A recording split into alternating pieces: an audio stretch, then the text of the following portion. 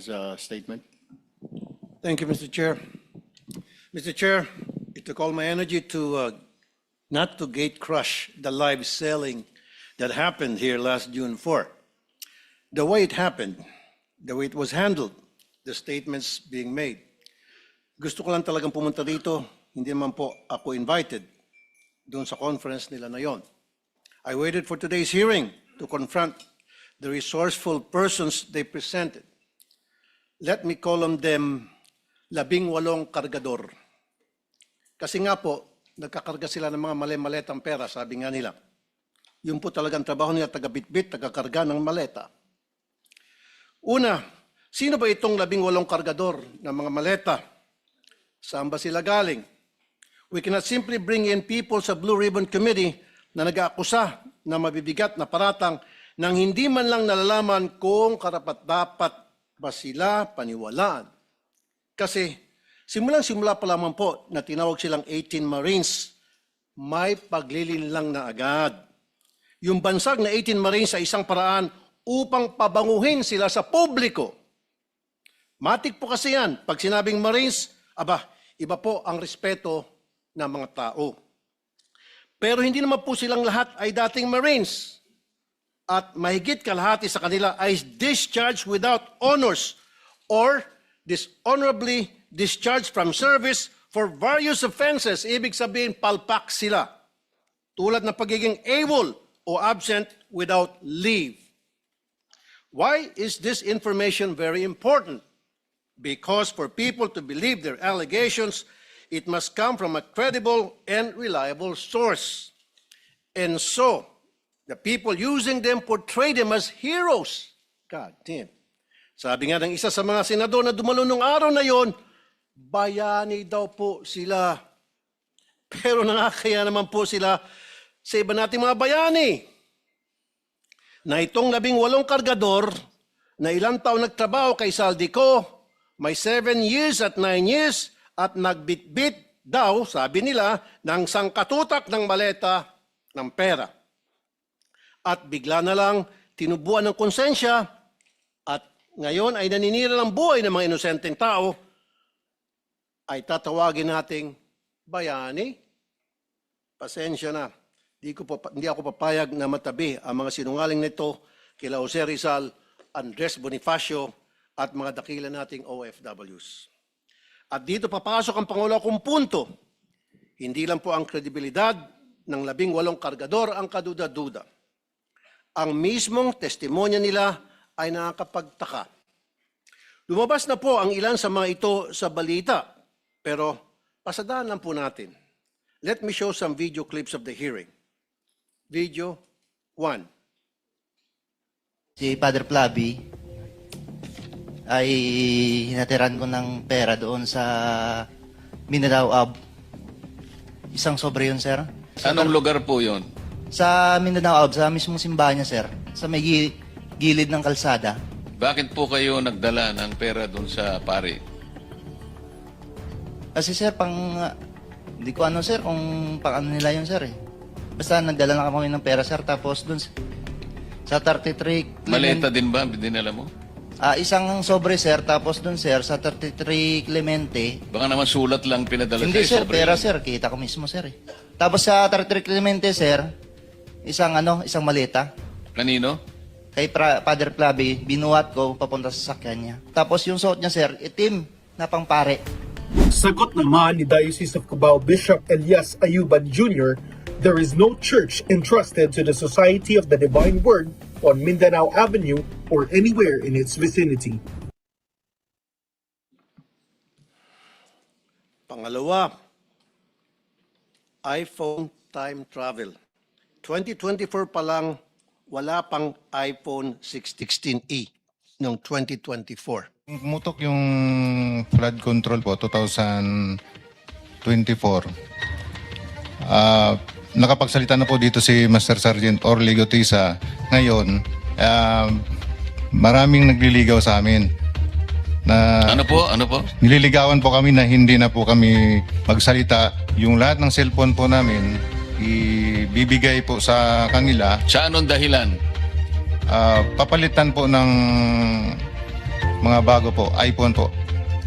Ano bang klase yung mga cellphone nyo? Nokia? iPhone 16. So papalitan nila ng mas maganda. Yes, Your Honor. Alam ninyo yung dahilan kung ba't nila gagawin yon? Kasi nandun yung mga picture namin, Your Anong klase ng cellphone para ma-record? iPhone 16e, 128 GB. Nang i-check ng News 5 sa mismong website ng Apple, lumalabas na February 21, 2025 ang pre-order na naturang model na sinasabi ng Bagman sa hearing. Pangatlo, pinili na impormasyon. Ano ang nangyari sa pagpapalabas ng katotohanan? Kung pinipili lang nila kung sino ang ilalabas. Malinaw ang detalye nila sa una nilang affidavit tungkol sa mga maletang dinala sa ilan naming kasamahan dito na may address pa. Pero bakit parang mirakulo na naglaho ang naratibo tungkol dito? Sa original affidavit nung mga dating sundalo, nandun din si Senator Loren daw at saka yung magkapatid na Villars. Ngayon ko lang nakita yung affidavit. I have not read, etc.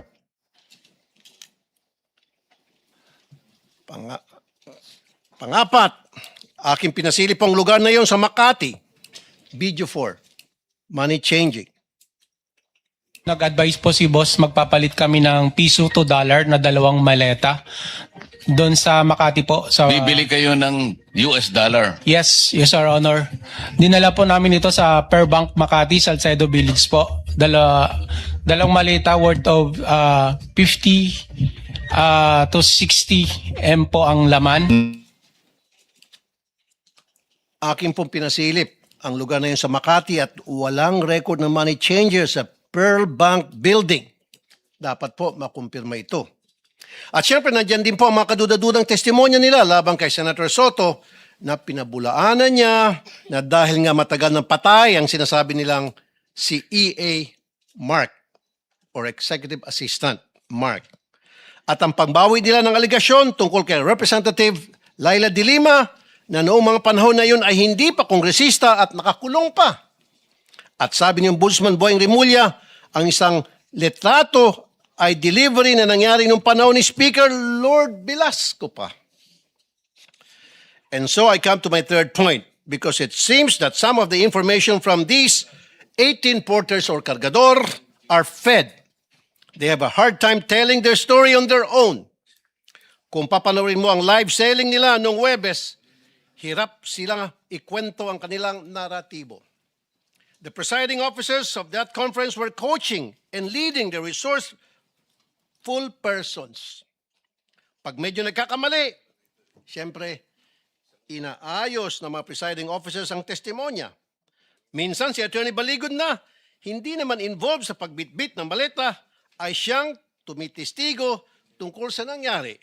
Wala naman siyang personal knowledge. Ika-4 na punto, nais ko pong humingi ng dispensa sa ating mga Senate media.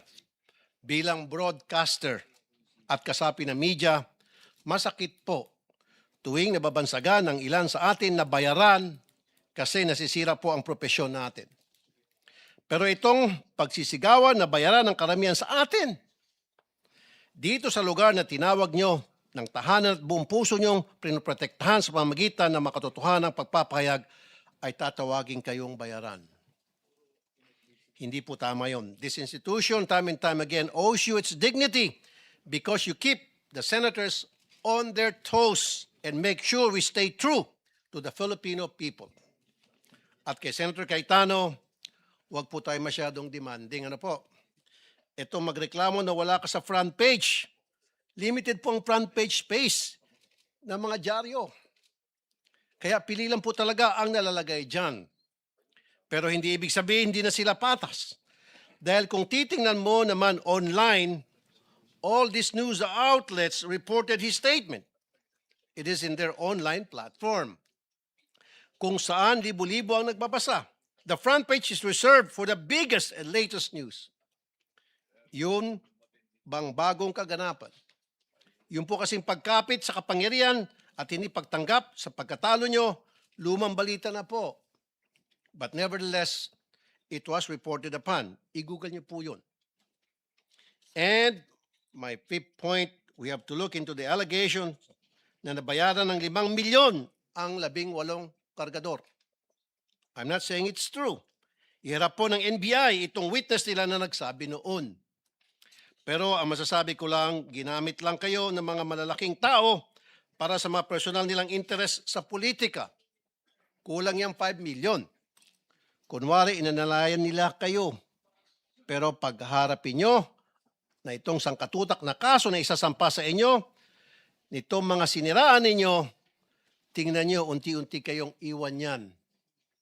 Ngayon pa lang, narinig mo na sila na nagugas kamay sa mga paratang nyo. Dumidistansya sila sa inyo dahan-dahan.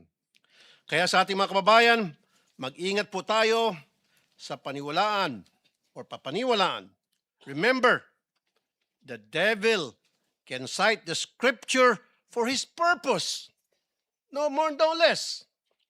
When Jesus went into the wilderness to pray, the devil tried to tempt him 3 times. But as he was failing to tempt Jesus, and as he was getting desperate, what did the devil do? He quoted the scriptures from the book of Psalms. Huwag po tayo magpapadala sa mga mabubulaklak na mga pananalita dahil lang siya ay nagbabasa ng Biblia.